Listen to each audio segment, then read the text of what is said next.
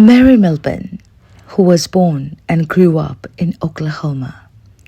She is the daughter of Michael Millben, a Baptist and Pentecostal minister. Her mother, Althea Millben, is a classically trained soprano and a retired Pentecostal music pastor. Mary started singing at the age of 5 in the children's choir at Wildwood Christian Church in Oklahoma. She is not only an American singer, she is also an actress and media personality. She performed for 3 consecutive US presidents, George W. Bush, Barack Obama, and Donald Trump. In 2010, she was nominated for Helen Hayes Award. She is the founder and CEO of JMDE Enterprises, and she is featured in the online series Impact Now. In August 2020, Millben performed of India's national anthem Jana Gana Mana for the 74th anniversary of India's independence. Dear friends, let's put our hands together to welcome Mary Millben in tonight's Darbar. Friends, welcome. Yes, we are starting at the same point where we finished last week. Yes, Mary is here with us as we promised you that she is going to talk about her acting career, and we are right there. So, Mary, how are you? How you been? And I know nothing's changed in a week, but give us a little bit that how you were in this whole week. Well, it's great to see you again. I've been great. I just thank the good Lord that I'm alive. I'm glad that you're alive, that all the men in TV is here and alive. I tell you, so many changes going through COVID. So hope that you're all staying healthy, you and your families. And it's certainly great to be back here again with you and the men in TV audience. Your favorite moment on stage? Wow, gosh, that's a hard question. I've had so many. I have to say humbly, Please share. So many great moments on stage, but my goodness, that's a tough one. I tell you, that's a tough. I tell you, I've had so many good moments. I think my favorite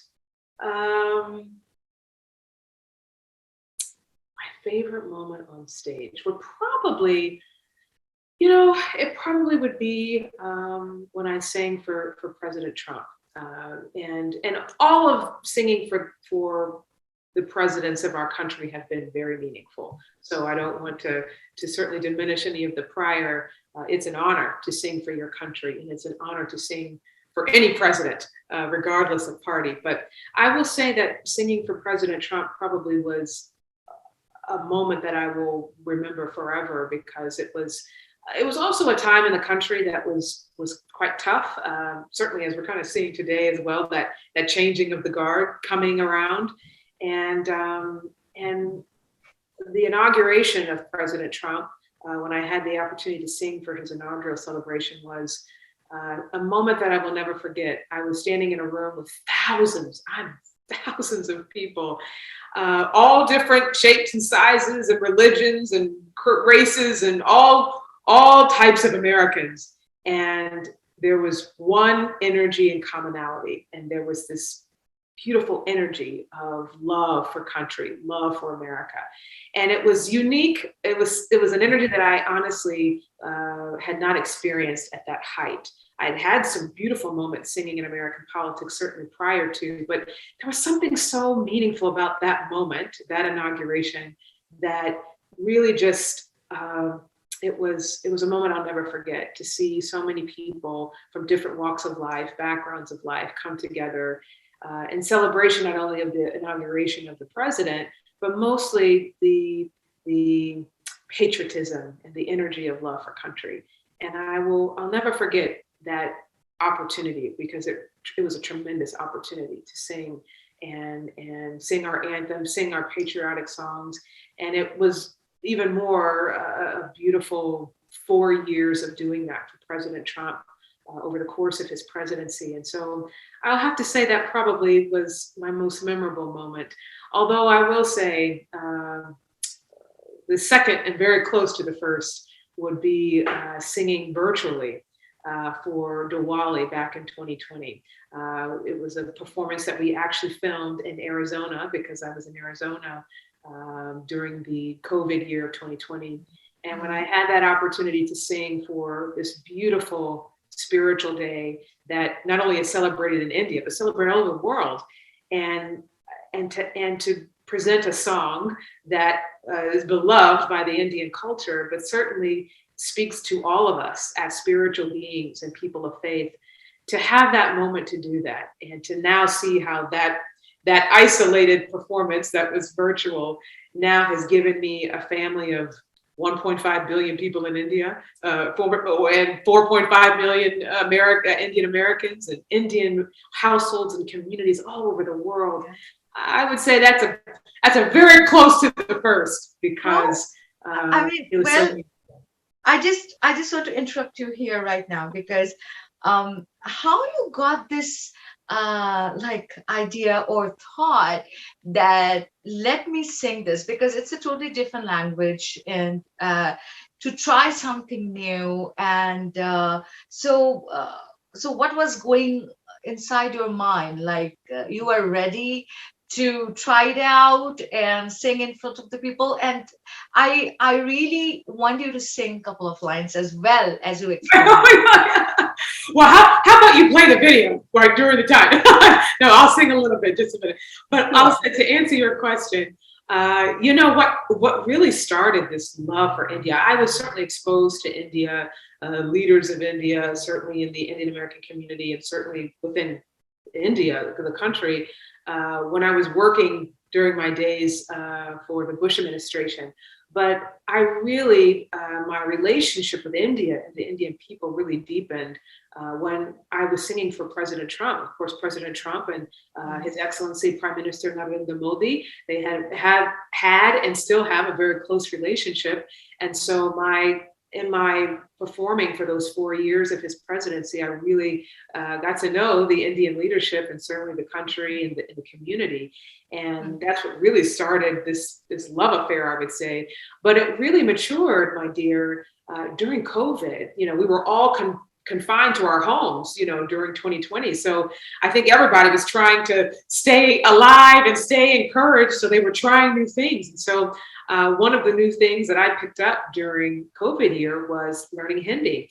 My Hindi coach at the time, Dr. Mokshraj, at the time was the first cultural diplomat and teacher of Indian culture at the Embassy of India in Washington, D.C. We met through some mutual friends, and I started learning Hindi during COVID year. And that love turned into wanting to learn music, wanting to learn Hindi songs. And my mom and I would sit around for hours every day watching Indian films, and the music and the energy. It just got inside of me. And so I told Dr. Mokshraj, you know, I want to start learning, you know, Indian songs. And it just by chance, some performance opportunities came about, the first being the Indian national anthem for India's Independence Day that year. And that is what really started this focus professionally on learning the music. And with Om Jai Jagadi, what I have to really credit my mother. You know, in some of our favorite Indian films, that song is always sung in some scene in the film. And so we loved that song just on its own. And when I was presented with the opportunity to sing for Diwali in 2020, you know, I sat down and I talked to my mom, I talked to Dr. Mokshraj, and I said, you know, what would be the song that I would want to present that would share my love for the Indian people and certainly give inspiration? And that was the song that we felt was best. And it's become a song that I love. I listen to it every day, just like a lot of Indian households wake up to that song, go to bed to that song. It's a song that I listen to every day because it speaks to faith and love of God. And it speaks to so much of the spiritual threads that we all share as people. So those are some great memories, you know, during that COVID year that have now just turned into this beautiful relationship. I call India my family now. I call the Indian people here in the United States, in India, across the world, all my family. So it was such a beautiful moment. Oh my God, our pleasure that we have you as a family, a musical family. Yeah. And of course, yes, I mean, I want my viewers to hear a little bit, from you, Jai Jagadish, please. Oh, well, you'll have to sing with me now. I can't sing. Oh my God. Oh God, no. I know you have a good voice too, so I'll start, but you have to join me. All right, first you go, please. Okay. Om Jai Jagadish Hare, Swami Jai Jagadish Hare. Join me. Bhaka Jano Ke Sankata, Date Jano Ke Sankata, Shanam De Dura Kare. Om Jai Jagadish Hare. Om Jai Jagadish Hare.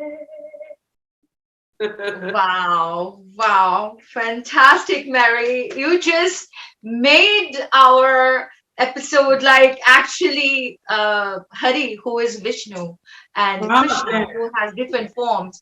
Actually, I think that we got blessing from him already for another fantastic musical year for all of us, for you and for your whole team, because I believe that whenever you chant these names, these holy names, actually that positive energy like strikes you right there, and you get the blessings from them, because God is such a person that he always loves you, he never says like he's our parents, like, okay, you can make mistakes, but hey, all right, do you want ice cream or do you want a chocolate, so I think that you don't fear God. And actually someone told me, he is a very good friend of mine, he always tells me that who really fears God, they really don't love God, because if you love God, then there is no fear at all, because it's like our parent, and we do any mistake we do, we can just surrender ourselves that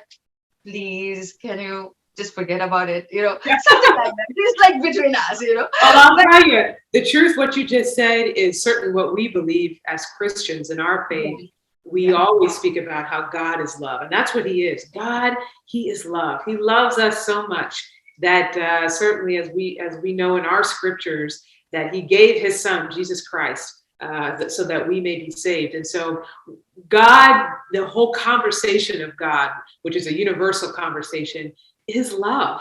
And the more we share love, the more we present God, the more we present who he is. And so I love what you just said, because that really is that's the foundation of it. God is love. He's love. Yeah. So till now we were talking about your singing career. Yeah. And now we want to focus in your acting career a little bit. Okay. Yeah, because what I feel is like with that spiritualism, with the music, and why you thought about acting, like what really motivated you? Well, for me at the time when I started as an artist, acting and music, it was all one life. And so, becoming fluid in American theater, Broadway theater, you had the energy of both, so it was kind of one and the same. But specifically in the context of acting and certainly moving into film, a life in Hollywood, I love. As an artist, we are storytellers. That's the basis of our being. Whether you're a singer or a film actress or a theater actress or what have you, the origins of that, where it comes from, is from storytelling. And so, in the context of acting, I fell in love with film narratives. I fell in love with the vehicle, the platform of storytelling, which is film and television and certainly theater as well. And so that was really what energized me, was that I would have this opportunity as an actor to create characters and to share stories and journeys about people, whether it was nonfiction or fiction, and contribute to that energy of storytelling, because storytelling is so powerful. You sit down and watch a film, whether it's a film out of Hollywood or a Bollywood film or a film in another part of the world. It doesn't matter what the language is or where it's filmed. Anybody can attach themselves or identify with a good story, and certainly as it speaks to someone's journey. And so I just loved the idea of going into a profession, certainly as an actor, an actress, and being able to tell stories about our everyday lives and present the truths of our everyday lives through the vehicle of storytelling. And so that's really what inspired or motivated me to specifically focus on an acting career as well. Your favorite work as an actor? I'm trying to think. My favorite work. Well, I'd probably have to say for me, because I am a singer, so I love to sing, I would probably have to say it's Broadway musicals. I love the combination of a narrative storytelling in speech, and then I love the narratives and storytelling through music. So I love Broadway musicals.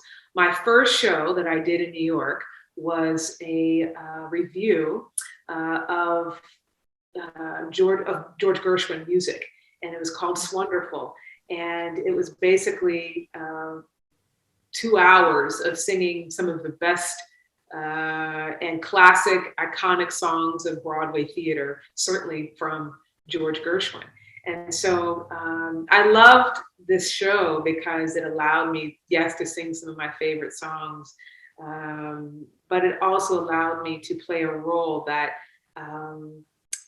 talked about love through the context of George Gershwin's music, talk about heartache through the context of George Gershwin's music, talk about the beauty of life and relationships and so many different conversations and themes through the beauty of George Gershwin music. So yeah, I would say that was probably one of my favorite, most memorable moments on stage, and certainly music, being able to start my career in New York doing George Gershwin music.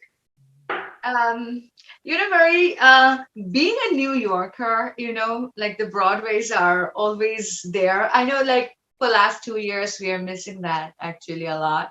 When I went to watch, and I just love this storytelling as you just explained. I just want to say to our viewers a little bit about it. Maybe some of you really don't have that exposure to it, so I just want to say a few words about it, my feelings actually. So what I love about it, and I really want to know from you, I went to watch a musical. Okay, so when I saw like the singers, I mean, it was like long time back, the first time when I went to see the Broadway musical. So when I saw that the singers or the musicians are coming up, and then they're just going back, and then again, I mean, and then the musicians are playing, and the performers, they're dancing in front, and the main singer is coming and singing. Oh my God! And the lights and the whole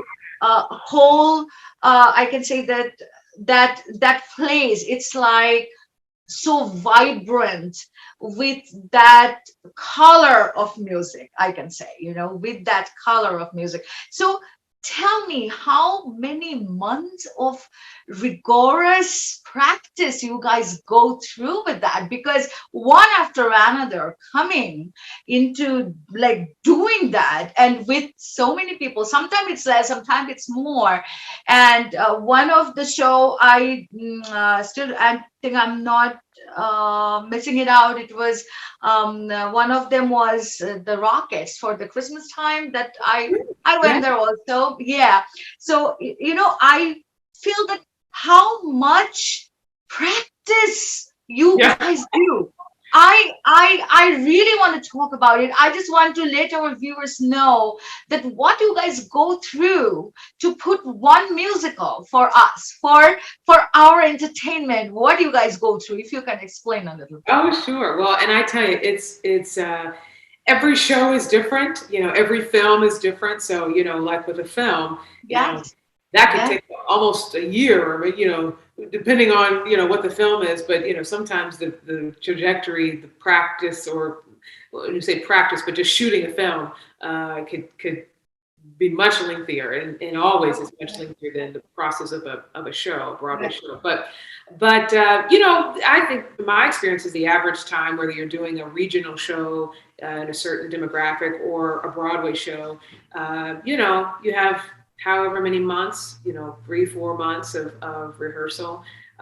Sometimes less, depending on, again, the time frame or what it is. But you just get into the rhythm. Certainly when you get into a career in theater, you just kind of learn the rhythm. You learn your own rhythm on how you learn, how quickly you learn lines and the music, and getting into the characterization. So everybody has their own process for learning. But yeah, it's a lot of rehearsals every day, all day. 10 to 5, sometimes is the normal time frame.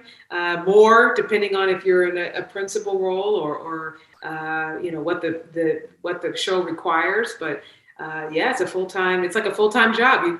You go to work 9 to 5 or 10 to 5. You go to rehearsal 9 to 5, 10 to 5. So and then when you get into the weeks leading to opening night. So those type of moments. For example, you mentioned how much you love the lighting and the costuming and those things coming together.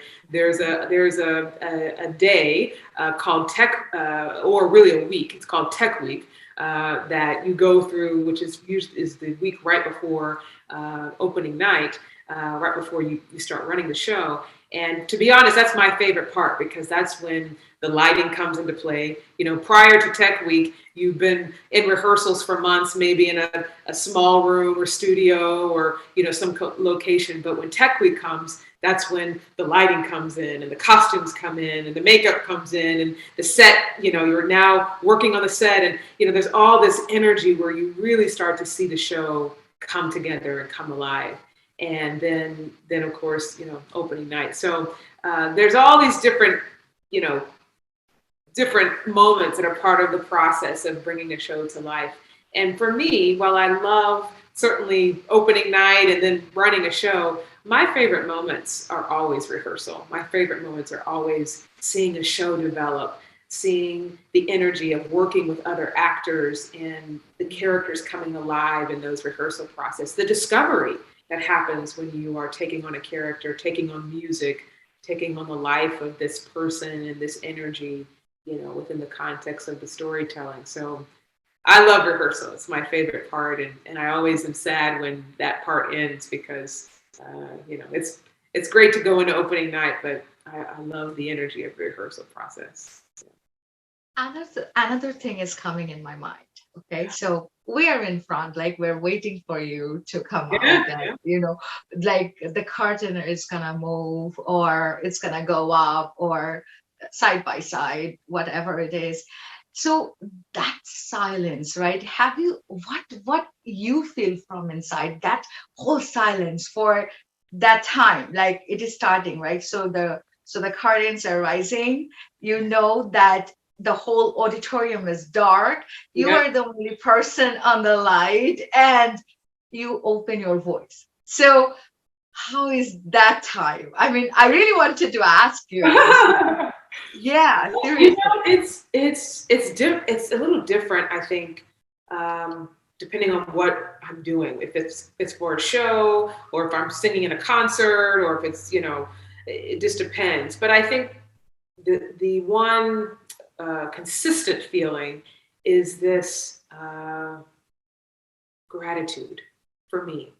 It's a moment where I say, it's that moment right before the curtain goes up, the lights come on, the first note is played, by a band or orchestra. It's that moment where I just say Mm, that I'm here. Thank you that I have this moment to present this song, this character, this narrative to a room of people and to the world. And for me, that moment, what I'm feeling is this just immense sense of gratitude that we made it through rehearsals, that we all as a team, because when you're in a show, it's not just about me or it's not just about someone else. It's a team, it's a family. You grow into a family. Same thing if I'm doing a concert, it's about your band, your instrumentalist, or the orchestra on stage, or what have you. It's a family. So you're all in this sense of gratitude that we're here, and now we get to present, this beautiful tapestry of a narrative that we've all been wanting to create. And so that's what the feeling is for me. It's just a overwhelming sense of gratitude to be able to create, to be here with my fellow actors and artists, and to present what we've been gifted. So Mary and Humanitarian Work, as you know, viewers, that she is an artist with real passionate love in her heart towards love for the humanity. So tell us about that what really made you do things like that, or when you first thought that I want to do something for the community or for the people. Right. Well, thank you for asking.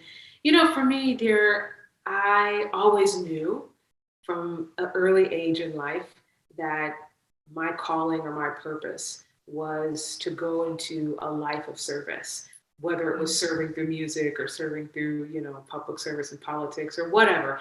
I always knew that was the base of who I was going to become and who I am now today, that God has given me this wonderful life and trajectory of all kinds of beautiful career moments and transitions that all center around a life of service, a life that is giving and uplifting and inspiring humanity. And boy, do we need that more than ever today for artists, public figures, platforms to really focus on how we can better humanity, uplift humanity, especially coming out of certainly and still dealing with some of the energies of COVID. But for me, that was always the focal point. And I can say that in many ways that life of service stemmed from my life as a woman of faith, because so much of my life as a woman of faith, the spiritual energy that is a part of my life, it stems from those principles that we should all be living a life in professions that are rooted in service. How can we help our fellow man? How can we help our neighbor? How can we help another demographic across the world? How can we better humanity? That should be at the forefront, at the core of who we are as human beings, is how can we serve? And so I am now certainly in a season of my life, and certainly in a season in my profession, that has to be at the forefront. I won't say yes to it, whatever the invitation is, no matter how much money is being put in front of me, if it is not focused on bettering humanity, uplifting humanity, serving the people in front of me and those that aren't. And that is most important to me, certainly. It's always been, but I can definitely say in the context of giving of my time and giving of my gifts, it has to be focused on helping people. It has to be focused on inspiring and uplifting people. And so I certainly am grateful that I get to do that in music, but in my humanitarian work and in the context of giving, that's the non-negotiable. I love people. I am stimulated by people. I am moved by people and their stories and their journeys. And every day I can say this, I wake up thinking about how can I make someone else's life better?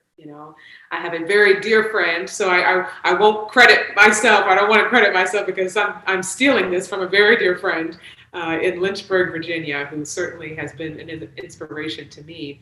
in his role as a pastor. But he said a great statement not too long ago, and said, real success. You don't have real success unless you are really making someone else's life better. That is what real success is. When you can sit down at the end of the day and say to yourself, I made someone else's life better today. That's real success. Not money, not cars, not materials, not all this other stuff. Real success is when you can go to bed and wake up and go to bed and wake up and go to bed saying, I made someone else's life better. And that, my dear, that is what I want to do. From this day on, I want to make someone else's life better. That is a great, great, great thought. I mean, well, you know what? My next question was, what do you mean by success? Success, yes. Well, I tell you, it's right there. That really is. People ask me this question all, Yes, and you just answered that right away. I was really asking you that, what do you really mean by success? And this is such a beautiful word, that if you can change someone's life, and really, that I think that really matters a lot. If you can touch one heart, or if you can put a smile on someone's face, I and think that's right.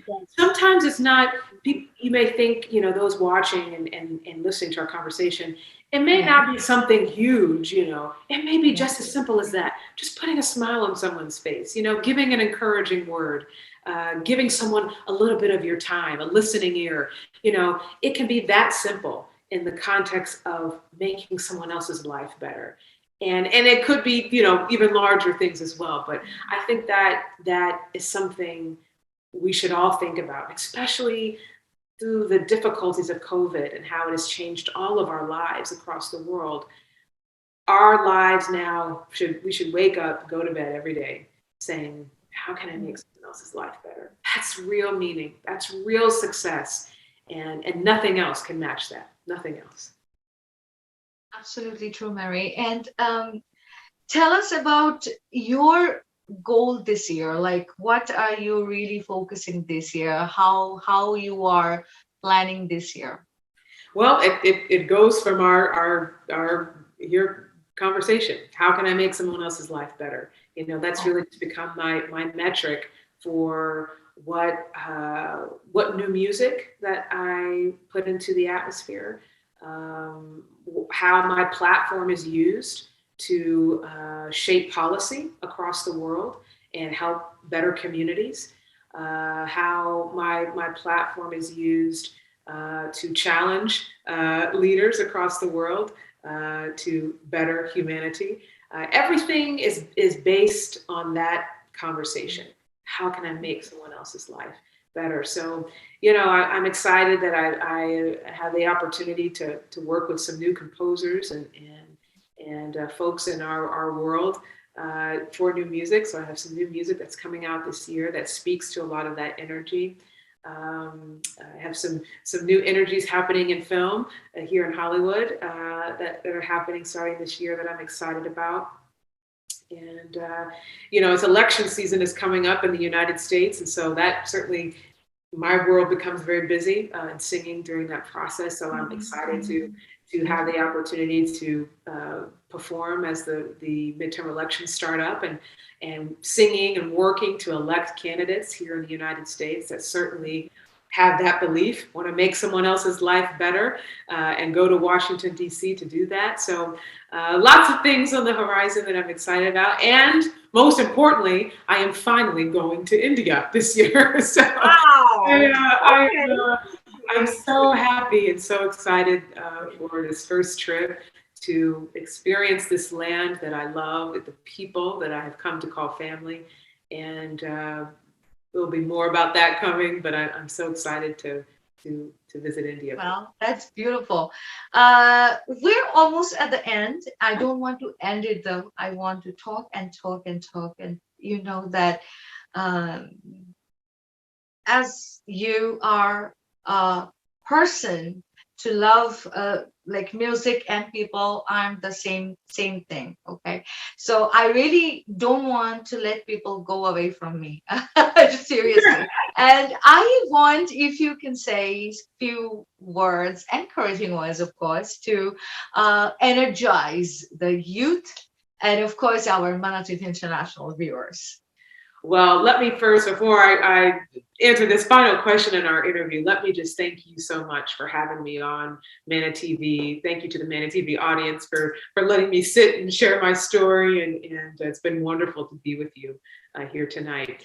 You know, if there are a few things that I would leave you with, whether you're an artist watching or whether you're just a good human being, there are three things that I would say are most important to me that I would share with you. First, since it is the February Love Month, we're talking so much about love. Pursue what you love. Do exactly what makes you happy and passionate. That's the only thing that's going to really give you meaning. And that pursuit, it starts with what we talked about earlier, with vision. Get a clear vision for yourself. Get a clear vision for what it is that you love to do and what you want to do.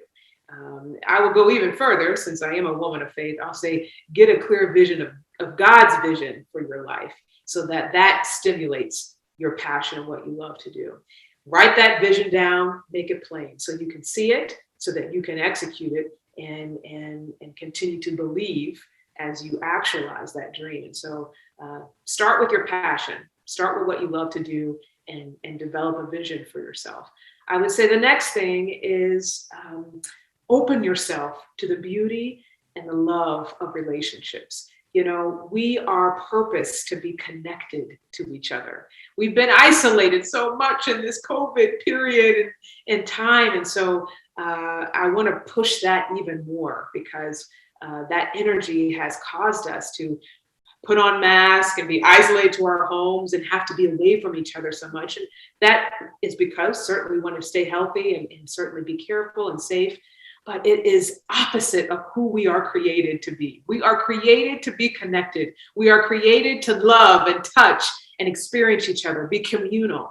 And so I want to encourage you, as we hopefully soon coming out of this COVID, to find ways to connect with people. Open your heart to relationships, the beauty and the love of relationships. What I love about creation, you know, in our faith, we put a lot of focus on the origin of the earth, certainly the origin of creation that started with Adam and Eve. And in our scriptures, it talks about how God took Adam, put him to sleep, took a rib from him, and made Eve. And why did he do that? Because he understood, even in the conception of creation, that relationship was important.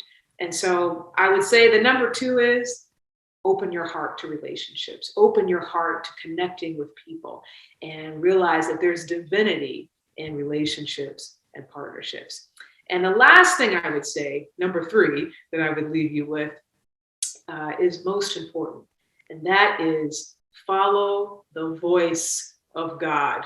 Whatever your faith is, follow that divine voice. Let that divine voice elevate your voice. Let that power, that energy of divinity come in and elevate your voice. There's only one you, and that's for a reason. So embrace your uniqueness, embrace your authenticity, embrace the one voice that you have, and let that resonate across the world. Let that change the world. Get a vision, make it clear, write it down, make it clear. Open your heart to relationships and the divinity in partnerships and relationships, and follow the voice of God. Follow that voice inside of you so that it may magnify your voice for good. That's what I would leave you with today. Thank you so much for being here tonight. And thank you so much for giving your quality time. We're really excited to know you, Mary. I know that it's not enough to know you, but Mana TV International would love to hear more from you. Whenever you're coming up with something new, please let us know so we can sit again and talk about that one more time and let our viewers know that how they can catch up anything new you are doing, So Well, that would be you are my sister, and you are family, and all of the Men in TV audience. We are. all right. So this is like That's right. We are family. So I'm grateful to you all. Yeah, absolutely. So this is like a virtual hug from Yes. this side to you. Yes, exactly. So, thank you so much. So, friends, here we go. We have to finish tonight. And thank you so much for being here with us in your favorite show, Star Darbar. As you heard Mary, next week, someone very special is going to come and join us again in your favorite show, Star Darbar, every Wednesday at 8 p.m. Do not miss. Of course, you have to catch me, Ragini. So, please stay well, stay healthy, and please do not forget what she said, that do something that you can touch someone's heart. Good night, guys. Yes. Beautiful.